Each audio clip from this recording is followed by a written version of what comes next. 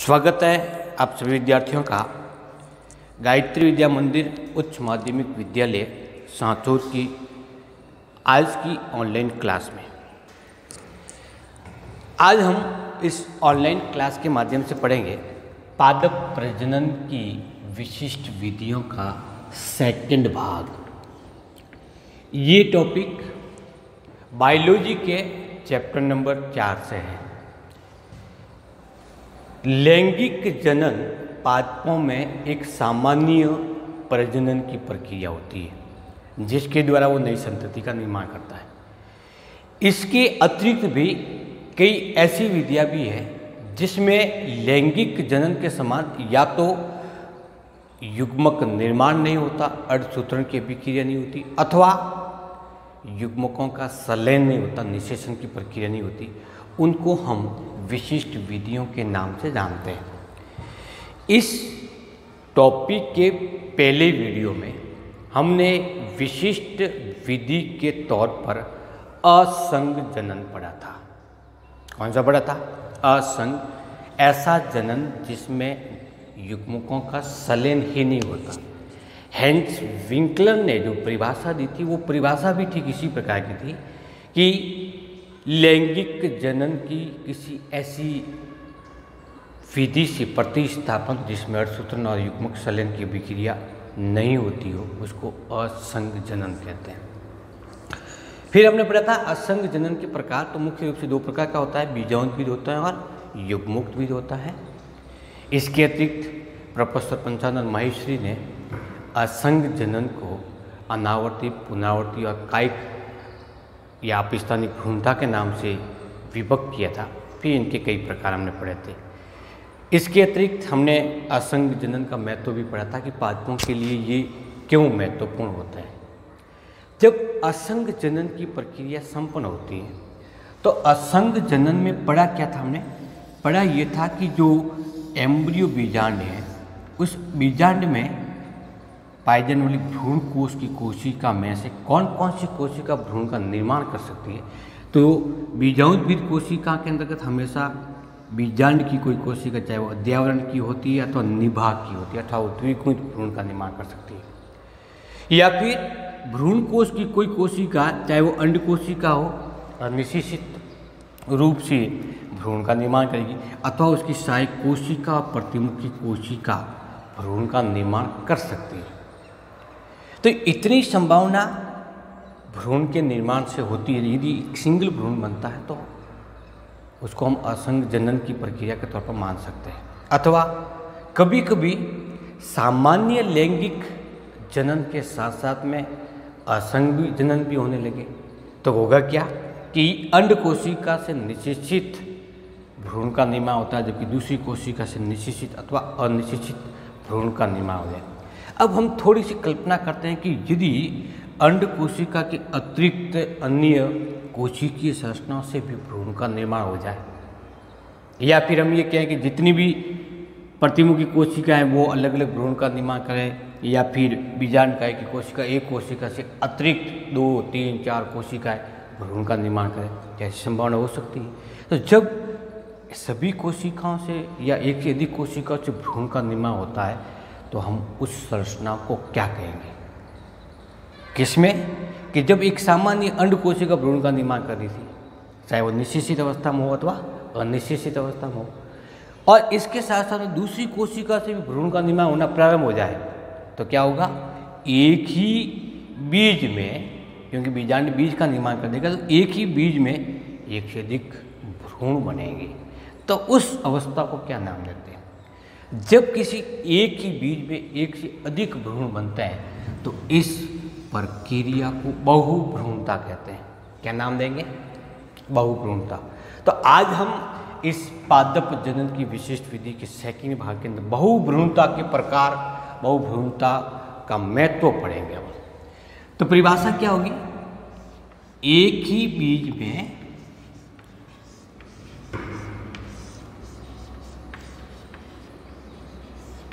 एक से अधिक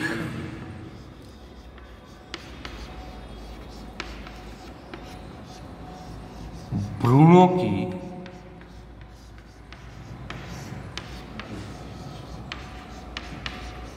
उपस्थिति बहुभ्रूणता कहलाती है। हमें कैसे पता लगेगा कि एक ही बीज में अधिक भ्रूण है? तो बीज की संरचना का काटने से पता लग सकता है क्या? एक ही बीज में एक से अधिक भ्रूणों की उपस्थिति। हालांकि बहुभ्रूणता होने पर भी सामान्यतः एक बीज में केवल एक भ्रूण सक्रिय रहता है, बाकी सभी निष्क्रिय हो जाता है। इस क्रिया का अध्ययन, इसका मतलब कि बहुभ्रूणता का अध्ययन सबसे पहले एंटोनी वॉन ल्यूवेनहॉक के द्वारा किया गया था। कब किया गया था? 1719 में। और वो पादप कौन सा था? संतरा। इसका मतलब संतरा कुल के जितने भी पादप है उन सभी में बहुभ्रूणता पाई जाती है। तो हम इसको खोजकर्ता, अध्ययनकर्ता या अध्ययन किसके द्वारा किया गया? बहुभ्रूणता कहाँ कहाँ पाई जा सकती है? तो मुख्य रूप से एंटोनी वॉन ल्यूवेनहॉक के द्वारा जो खोज की थी वो संतरा में, इसका मतलब पादपों में पाई जाती है। पादपों के अतिरिक्त ये जंतुओं में भी देखने को मिल सकता है, लेकिन पादपों में अधिकांशतः पाए जाते हैं। और भ्रूण का निर्माण पादपों में कौन से भागों में सबसे ज़्यादा होता है? जिम्नोस्पर्म और एंजियोस्पर्म। टेरिडोफाइट्स में भी होता है, लेकिन सरल प्रकार का होता है।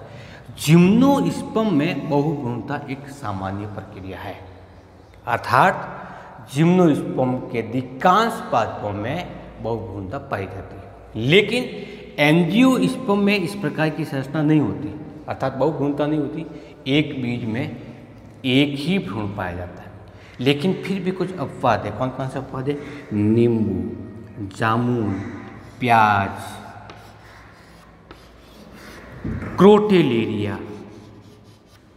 कितने पादप हो गए? 1 2 3 4। और तंबाकू को और लिख सकते हैं अपन। कौन सा लिखेंगे? तंबाकू। तो तंबाकू है, जामुन है, नींबू है, प्याज है, क्रोटेलेरिया है। ऐसे पादपों के बीजों में बहुभ्रूणता सामान्य रूप से देखी जा सकती है। तो एंजियोस्पर्म के कुछ एक प्लांट है जिसमें बहुभ्रूणता या पॉली एम्ब्रियोनिक स्टेज पाई जाती है, लेकिन जिम्नोस्पर्म में सब में पाई जाती है। अभी जैसे डिस्कस किया था कि जब एक से अधिक भ्रूण उत्पन्न होते हैं या उपस्थित होते हैं तो इसमें से सक्रिय कितने रहता है? तो सक्रिय भ्रूण की संख्या कितनी होती है? वो हमेशा एक होती है। बाकी सभी क्या हो जाते हैं? निष्क्रिय हो जाते हैं। कब? बीज अंकुरण के दौरान। लेकिन वेंडा एक ऐसा प्लांट है। कौन सा? वेंडा एक ऑर्किड्स है जिसमें एक ही समय में एक से अधिक भ्रूण सक्रिय रहते हैं। अब बात के रूप में वापस याद रह जाएगा कि सामान्यतः एक सक्रिय रहता है, लेकिन वेंडा में एक से अधिक भ्रूण सक्रिय रहते हैं। अब ये बहुभ्रूणता क्यों उत्पन्न हुई? बहुभ्रूणता के कारण क्या हो सकते हैं? तो जो पहला कारण है वो है विदलन बहुभ्रूणता या प्राक भ्रूण से भ्रूणों का निर्माण होना। दूसरा आता है कि इस भ्रूण कोश में जो अंड कोशिका है उससे तो भ्रूण बन ही रहा है, इसके अतिरिक्त किसी अन्य कोशिका से या सहायक कोशिका अथवा प्रतिमुखी कोशिका से भी भ्रूण का निर्माण हो जाए तो इससे भी भ्रूण का निर्माण होगा, इससे भी होगा। कितने हो गए? 2। एक से अधिक हो गया, इसका मतलब बहुभ्रूणता। एक और कारण आता है कि कभी कभी क्या होता है कि इसी एक बीजांड में एक से अधिक भ्रूण कोश पाया जाए। या तो था कोशिका, या क्या? भ्रूण कोश, कोशिका, भ्रूण कोश। तो इस भ्रूण कोश में एक अंड कोशिका ये और दूसरी अंड कोशिका ये। कितनी अंड कोशिका हुई? 2, 3 भी हो सकती है, 4 भी हो सकती है। एक अंड कोशिका से एक भ्रूण का निर्माण हो रहा है। जब एक से अधिक अंड कोशिका उपस्थित होती है, नेचुरली अधिक भ्रूण कोश का निर्माण होगा या अधिक भ्रूण का निर्माण होगा। तो कितने प्रकार की विदलन बहुभ्रूणता? अंड कोशिका के अतिरिक्त भ्रूण कोश की किसी अन्य कोशिका से। और तीसरा, बीजांड में एक से अधिक भ्रूण कोश की उपस्थिति। और चौथा, जो हमने असंग जनन में पढ़ा था कि भ्रूण कहाँ से उत्पन्न हो सकते हैं? भ्रूण बीजांड काय की कोशिका से विकसित हो सकते हैं, अध्यावरण से विकसित हो सकते हैं। तो बहुभ्रूणता का चौथा प्रकार क्या है कि बीजांड काय अथवा अध्यावरण की कोशिकाओं से भ्रूण का निर्माण होता है। सबसे पहले हम डिस्कस करते हैं विदलन बहुभ्रूणता के बारे में। विदलन होता क्या है? जैसा कि हमने पढ़ा था प्रारंभ में कि एक अंड कोशिका होती है जो जाइगोट है में परिवर्तित होती है। जब जाइगोट का निर्माण होता है तब ये निषेचन की क्रिया के पश्चात होता है। तो निषेचन किस में हो रहा है? अंड कोशिका में हो रहा है। इसीलिए इस जाइगोट को निषेचित अंडकोशिका भी कहते हैं। तो इसमें क्या होता है, सबसे पहले समसूत्री विभाजन हो रहा है। अब विभाजन होने वाले कितनी कोशिका बनी, 2 कोशिका बनती है, 2 से फिर आगे की क्रिया होती है विदलन कहलाती है। अब इसमें क्या होता है कि इस दौरान जब युग्मनज बहुकोशिकीय संरचना का निर्माण करता है, जिसको हम प्राक भ्रूण कहते हैं। क्या कहेंगे हम उसको, प्राक भ्रूण कहते हैं। इसमें अभी तक अंग जनन की प्रक्रिया नहीं हुई है, प्रोएम्ब्रियो कहलाता है। किससे विकसित हुआ, विदला युग्मनज से विकसित हुआ। अब प्रोएम्ब्रियो का हो सकता है कि किसी ये कोशिका भी है वो एक अलग एम्ब्रियो का निर्माण करे, ये अलग एम्ब्रियो का निर्माण करते, 2 एम्ब्रियो का निर्माण हो जाए, या फिर ये दोनों पिंड है वो टूट करके 2 भागों में विभक्त हो जाए, प्रत्येक भाग की कोशिका प्रोएम्ब्रियो के रूप में कार्य करती है, फिर वो स्वतंत्र भ्रूण का निर्माण करती है। तो एक भ्रूण इससे बनता है, एक भ्रूण इससे बनता है, इस प्रकार की संभावना बन सकती है। तो इसको हम नाम देते हैं विदलन भ्रूणता। यूलोफिया एक ऐसा प्लांट है जिसमें कुल 3 प्रकार की विदलन बहुभ्रूणता पाई जाती है। किसमें, यूलोफिया में। कैसी होती है, नंबर 1 आता है निभागीय कोशिका से। तो हम सिंपल सा एक भ्रूण कोश बनाया और इसमें जो ये पिंड बनता है अगुणित कोशिकाओं का, जिसको हम गोलाकार प्राक भ्रूण कहते हैं। इसमें ये जो सिरा है वो किससे हो रहा है, निभाग की ओर, ये सिरा है वो किसकी ओर, बीजाणु द्वार की ओर। तो इस निभागीय सिरे की कोशिकाएं परिवर्तित होकर के भ्रूण का निर्माण कर जाती है। सामान्य कोशिका तो कर ही रही थी, ये और भ्रूण का निर्माण करी तो 1 से अधिक भ्रूण का निर्माण हो जाए। अथवा प्राक भ्रूण है ये, इससे कोई अतिवृद्धि विकसित हो रही है तो ये प्रत्येक अतिवृद्धि की कोशिकाएं एक स्वतंत्र भ्रूण का निर्माण करेगी। कितना हो रहा है, 1 2 3 4। या फिर क्या होता है कि इससे 1 से अधिक तंतुल भ्रूण का निर्माण हो जाता है, जो अतिवृद्धि के समान ही है, लेकिन कैसा निर्माण करेगा, भ्रूणीय कोशिका का निर्माण करेगा। तो इस प्रकार से यूलोफिया में कुल 3 प्रकार से विदलन बहुभ्रूणता पाई जाती है। निभागीय, भ्रूणीय कोशिका से उत्पन्न भ्रूण, प्राक भ्रूण से उत्पन्न, अतिवृत्तियों से उत्पन्न भ्रूण और तंतुमय भ्रूण की संरचना। दूसरा जो प्रकार आता है उसको नाम देते हैं अंड कोशिका के अतिरिक्त भ्रूण कोश की किसी अन्य कोशिका से भ्रूण का निर्माण होना। अंड कोशिका का अतिरिक्त कौन सा है, साई कोशिका और नंबर 2 प्रतिमुखी अथवा अंड कोशिका। तो इसमें क्या है कि यदि वो एरिस्टिलोकिया ब्रैकिटा की बात करें तो इसमें निर्मित होने वाले भ्रूण होते हैं वो द्विगुणित होते हैं, जबकि आर्जिमोन मैक्सिकाना के अंतर्गत यदि अन्य कोशिकाओं से भ्रूण का निर्माण हो रहा है तो कौन से प्रकार का होगा, N प्रकार का या फिर अगुणित, अर्थात भ्रूण कोश की अन्य कोशिका से जब भ्रूण का निर्माण होता है तो 2 संभावना बनती है, अगुणित बन सकते हैं, द्विगुणित बन सकते हैं। तो अगुणित का एग्जाम्पल कौन सा लिया हमने, वो लिया हमने एरिस्टिलोकिया ब्रैकिटा, और अगुणित भ्रूण का एग्जाम्पल कौन से लिया, आर्जिमोन मैक्सिकाना का। बीजांड में जब 1 से अधिक भ्रूण कोश उपस्थित हो तो उस स्थिति में भी बहुभ्रूणता विकसित हो सकती है। हमें ये याद है कि एक भ्रूण कोश में एक अंड कोशिका होती है। जब 1 से अधिक भ्रूण कोश पाए जाए और प्रत्येक भ्रूण कोश की अंड कोशिका निषेचित होकर के भ्रूण का निर्माण करे अथवा अनिषेचित अवस्था में भी भ्रूण का निर्माण कर सकती है, तो उस स्थिति में जितने भ्रूण कोश होंगे उतने ही भ्रूणों का निर्माण उस बीज में पाया जाएगा। क्योंकि ये भी 1 से अधिक भ्रूण की उपस्थिति को प्रदर्शित कर रहा है, इसलिए इसको बहुभ्रूणता भी कहते हैं। तो है क्या कि जब बीजांड में 1 से अधिक भ्रूण कोशों का विकास हो, ऐसा किस में पाया जाता है, ऐसा पाया जाता है केजुरैना मोंटाना में। केजुरैना मोंटाना में उत्पन्न होने वाली बहुभ्रूणता कौन सी है, अधिक भ्रूण कोश के कारण। दूसरा यूलोफिया में होने वाली कौन सी है, प्राक भ्रूण से विदलन के द्वारा बनी भ्रूण पूर्ति होती है। इसके अतिरिक्त कि बीजांड में उपस्थित बीजांडकाय अथवा अध्यावरण की कोशिका से भी भ्रूण का निर्माण हो सकता है, ऐसा हमने असंग जनन के अंतर्गत पढ़ा है। बनने वाला भ्रूण हमेशा द्विगुणित होगा। तो जब बीजांडकाय अथवा अध्यावरण की कोशिका, जिसको हम द्विगुणित कोशिका कहते हैं, से भी भ्रूण का विकास हो सकता है। इस संरचना को क्या नाम देते हैं? अपिस्थानिक भ्रूणता कहते थे। तो बहुभ्रूणता उत्पन्न हो रही, इसीलिए इसको अपिस्थानिक बहुभ्रूणता कहते हैं। अपिस्थानिक भ्रूणता किसको कहेंगे? कि जब बीजांडकाय या अध्यावरण की कोशिका से भ्रूण का निर्माण होता है तो कहलाता है वो अपिस्थानिक भ्रूणता। और जब बीजांडकाय या अध्यावरण की एक से अधिक कोशिका भ्रूण का निर्माण करती हैं, जिसके फलस्वरूप बहुभ्रूणता उत्पन्न होती है, तो हम इस स्थिति को नाम देते हैं अपिस्थानिक बहुभ्रूणता। तो कुल 4 प्रकार से एंजियोस्पर्म के अधिकांश पादपों में बहुभ्रूणता विकसित होती है। जो बहुभ्रूणता उत्पन्न होती है वो पादप के लिए किस प्रकार से महत्वपूर्ण होती है, तो हम उसका महत्व देखते हैं। ये इसकी साइटोलॉजिकल दृष्टि से, जेनेटिक दृष्टि से, मॉर्फोलॉजी दृष्टि से इम्पोर्टेंट होती है। क्यों होती है? क्योंकि अपिस्थानिक भ्रूणता उत्पन्न हो रही है वो किससे हो रही है? बीजांडकाय या अध्यावरण से। और ये कैसे पादप है, कोशिका है? द्विगुणित है। लेकिन इनमें निषेचन की प्रक्रिया नहीं हुई। इसी कोशिका से एक वापस द्विगुणित कोशिका बनती है, द्विगुणित पादप बनता है। तो जस्ट एक क्लोन हुआ ये। और क्लोन हमेशा मात्र पादप या पैतृक पादप के समान लक्षणों युक्त होता है। तो जब अपिस्थानिक भ्रूणता से भ्रूण उत्पन्न होंगे वो हमेशा मात्र पादप के समरूप होते हैं। सबसे इम्पोर्टेंट मैथ हो गया।